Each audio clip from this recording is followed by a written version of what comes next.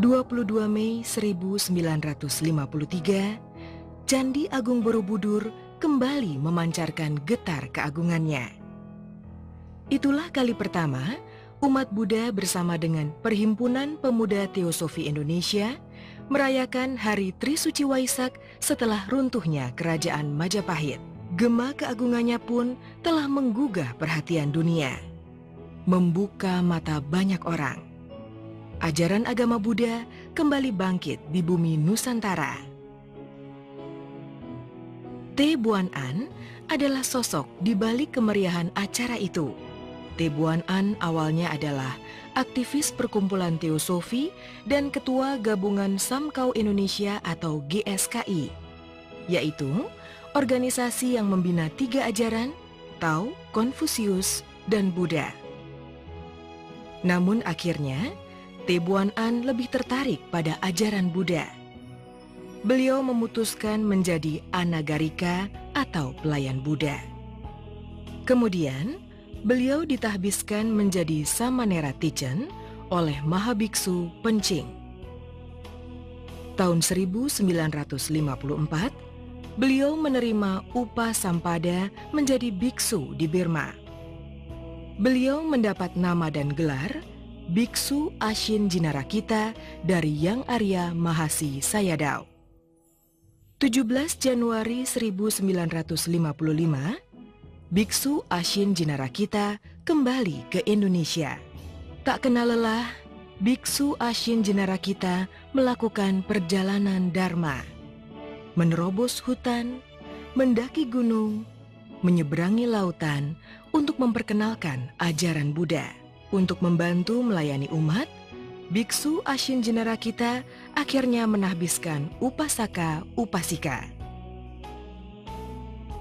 Kemudian, 4 Juli 1955, upasaka-upasika ini tergabung dalam Persaudaraan Upasaka-Upasika Indonesia atau PUUI yang berpusat di Wihara Buddhagaya Watugong, Jawa Tengah. Perjalanan Dharma Biksu Ashin Jinarakita semakin meluas, hingga akhirnya pelita ajaran agama Buddha menyinarkan terang di mana-mana. Dan cabang-cabang PUUI terus berkembang sampai ke daerah-daerah. Pada masa kepemimpinan Maha Upasaka Sumantri MS, tepatnya tahun 1983, pemerintah menyatakan Waisak sebagai hari libur nasional. Biksu Ashin Jinarakita terus-menerus mengingatkan umat, agama Buddha merupakan satu kesatuan, dan pengembangannya pun tidak akan terlepas dari budaya Indonesia.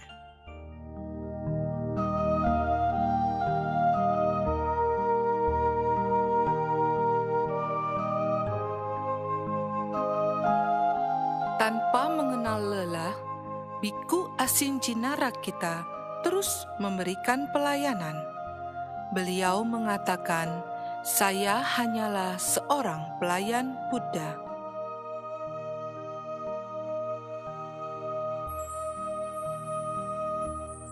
Pada tanggal 18 April 2002, guru dan tokoh yang tidak pernah mengenal lelah dalam pengembangan ajaran Buddha ini wafat. Berkat pengabdian dan kegigihan beliau semasa hidup, penghormatan dari berbagai kalangan pun datang tak henti-hentinya dari masa beliau disemayamkan sampai dikremasi di Lampung.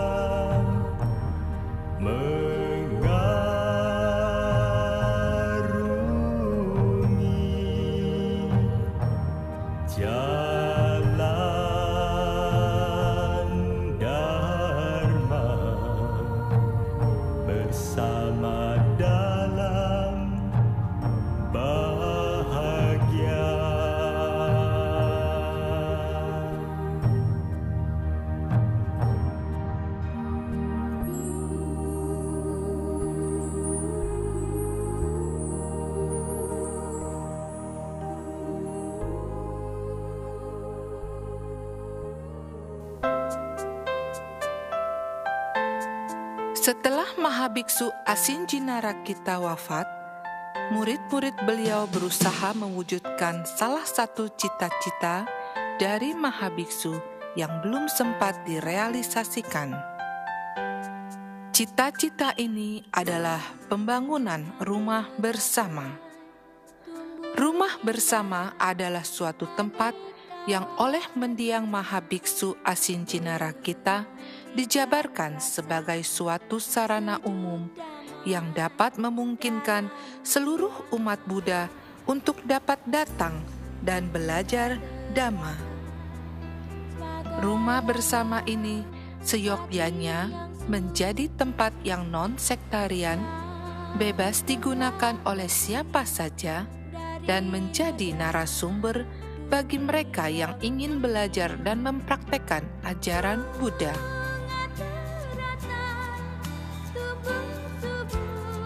Dengan bimbingan sangga, bantuan para aktivis dan umat dari seluruh Indonesia, rumah bersama ini akhirnya berhasil dibangun. Secara resmi, gedung ini dibuka dan diresmikan pada tanggal 19 April 2015. Namun, sejak tahun 2008, gedung yang akhirnya diberi nama Prasada Jinarakita telah digunakan.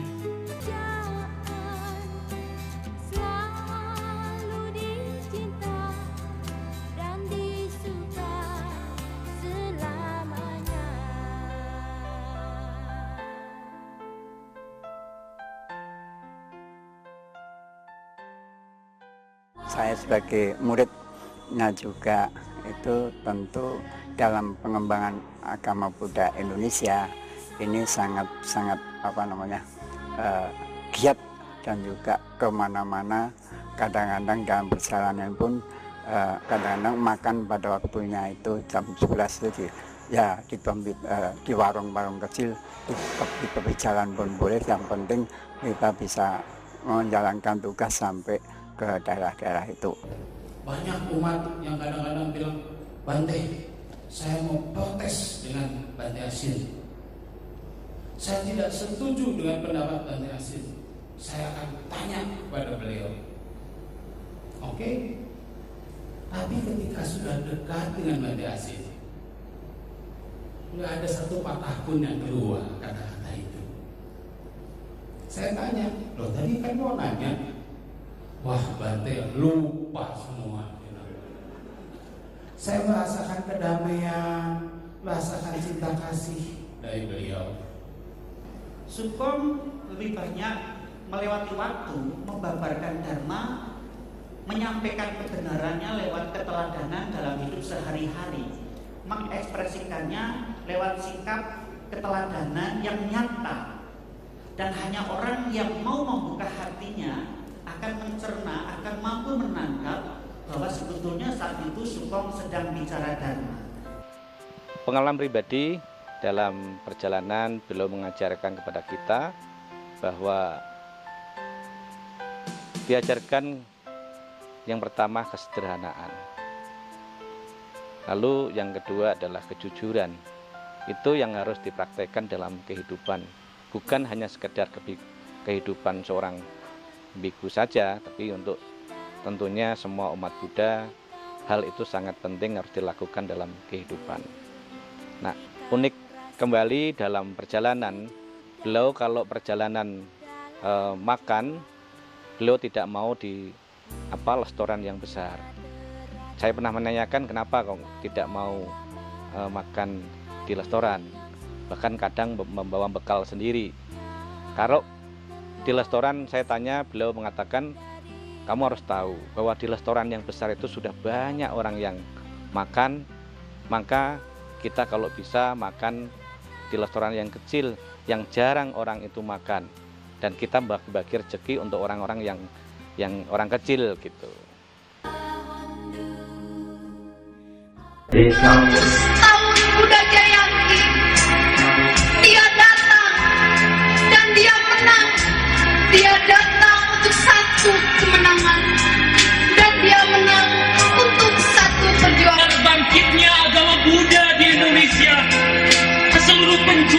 Nusantara.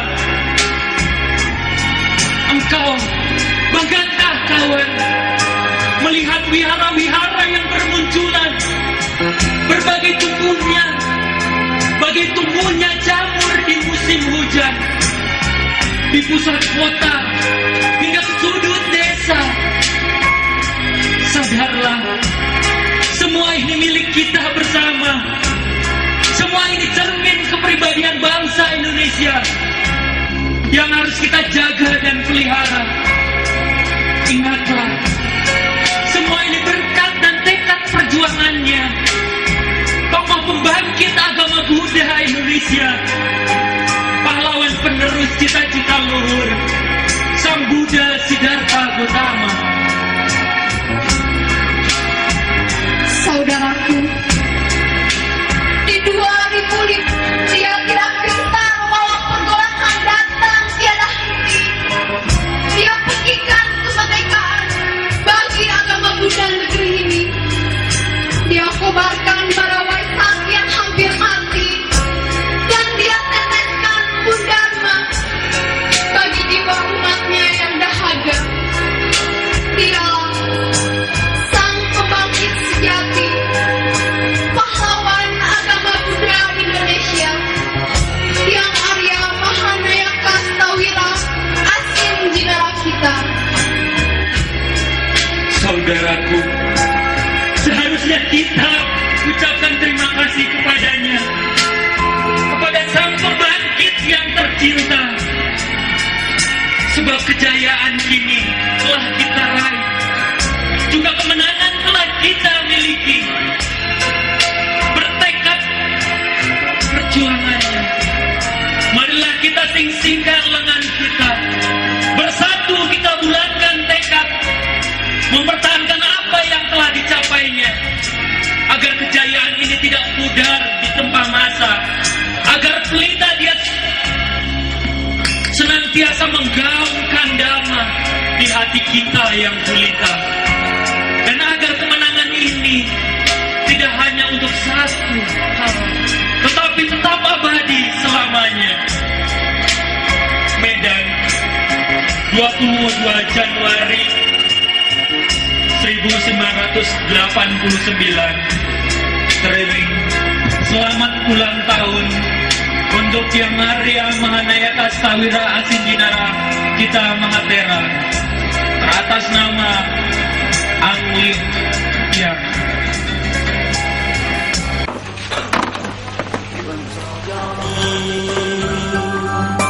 照耀您吉祥，照耀您如意，佛光呀永远照耀你。师父，我永远祝福你。师父，我永远祝福你。祝福您平安，祝福您顺利。师父，我永远祝福你。多发菩提心。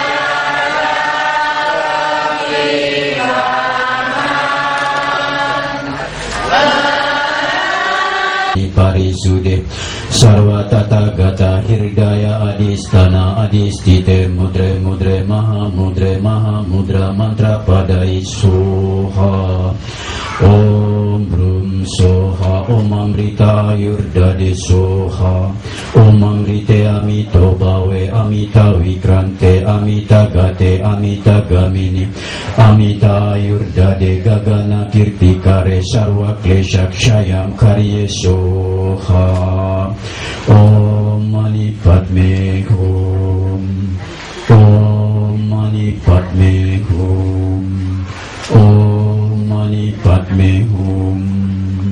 Semoga semua makhluk berbahagia dan mendapatkan sebab-sebab kebahagiaan.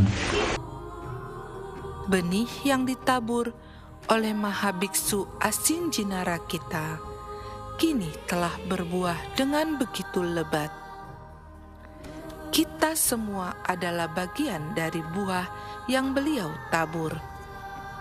Kita semua adalah bagian dari panen yang beliau dambakan. Semoga semangat dari Guru Asin Jinara kita akan terus menyala dan hidup di dalam pemutaran roda Dhamma yang ada di bumi pertiwi Indonesia. Semoga rumah bersama yang ada ini dapat terus memberikan manfaat bagi banyak orang. Semoga seperti cita-cita dari guru kita, bersama-sama kita dapat tumbuh dan berkembang di dalam kerukunan dan keharmonisan, seyogyanya praktek Dhamma yang sejati.